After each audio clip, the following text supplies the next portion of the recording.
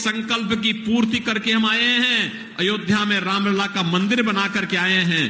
प्रभु राम की भी कृपा होगी, पूर्वजों का भी आशीर्वाद प्राप्त होगा। ये है नया भारत। एक तरफ विरासत का सम्मान और दूसरी तरफ विकास। हाईवे बन रहे हैं, रेलवे के काम हो रहे हैं,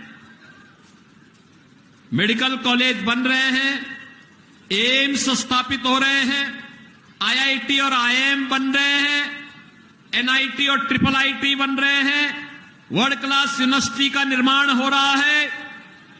और यही नहीं, गरीबों के कल्याण के लिए कितना कार्य हुआ है, यह आपसे किसी से छुपा हुआ है। इस समाजवादी पार्टी के समय में ये सभी गरीबों का अन्न खा जाते थे। राशन माफिया हावी थे। यहां तो क्या था, वहां उनके समय में राशन माफिया, भू माफिया, पशु माफिया, जंगल माफिया, खनन माफिया और पेशेवर अपराध में लिप्त माफिया, यही थे ना। और इसीलिए हमने कहा अगर राम लला को अयोध्या में विराजमान करेंगे तो माफियाओं का राम नाम सत्य है की यात्रा भी निकालेंगे। निकली ना। ये समाजवादी पार्टी की सरकार थी, क्या करते थे, सपा का है एक ही नारा, खाली प्लॉट पर कब्जा करके वे बनाते थे अपना, इस ढंग से करते थे, यानी खाली प्लॉट है हमारा, यही बोलते थे ना। और जैसे ही 2019 मार्च 2017 को मैंने शपथ ली, मैंने पहली बैठक ली और मैंने प्रशासन से कहा, उस समय के मुख्य सचिव से डीजीपी को बुलाकर के वरिष्ठ अधिकारियों से कहा, मैंने कहा जितने गरीबों की जमीन पर, जितने व्यापारियों की जमीन पर समाजवादी पार्टी के किसी माफिया ने, किसी गुंडे ने कब्जा किया है, अगले 48 घंटे के अंदर एक कब्जा हट जाना चाहिए।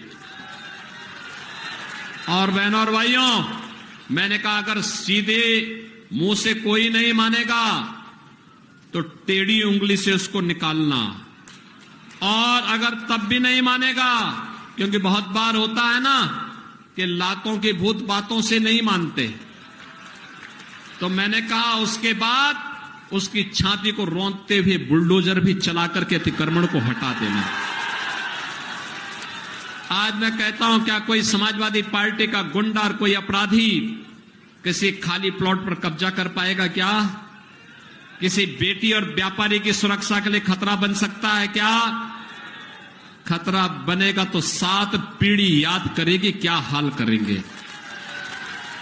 बहनों और भाइयों, सुशासन की पहली शर्त है सुरक्षा, बिना भेदभाव की सुरक्षा। एक माफिया यहां भी मंडरा रहा था, देखा ना, ये पप्पू खां की हत्या कर दी गई थी यहां, और दिन दहाड़े हत्या करके और फिर क्या करते हैं, हत्या भी करेंगे और हत्या करने के बाद फिर इसके बाद सहानुभूति व्यक्त करने के लिए भी चले जाते हैं। अब यूपी में ऐसे नहीं चलेगा। यूपी में जो भी इस प्रकार की शरारत करेगा, उल्टा लटका करके मिर्च का झोंका लगा करके 7 पीढ़ियां याद करवा देंगे। और इसीलिए मैं आज आया हूं आपसे कहने के लिए कि बहनों और भाइयों, याद करना, मोदी जी के नेतृत्व में सुशासन का जो स्वाद हमें मिल रहा है, फ्री में राशन, मुफ्त में उपचार, किसानों को किसान सम्मान निधि, और यही नहीं, घर घर घर शौचालय, हर गरीब को मकान। मोदी जी ने कुछ घोषणाएं और की हैं।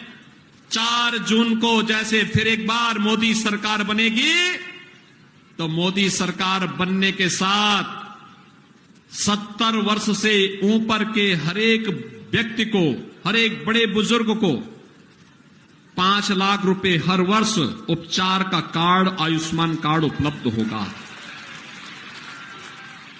हमने थारू जनजाति के लोगों के मकान 100% बनाने की पहले से ही गारंटी ली है। मोदी जी ने कहा जितने भी दलित होंगे, वंचित होंगे, पिछड़ी जाति के लोग होंगे, अन्य गरीब होंगे, जिनके पास अपना मकान नहीं है, सिर ढकने के लिए छत नहीं है, उसको भी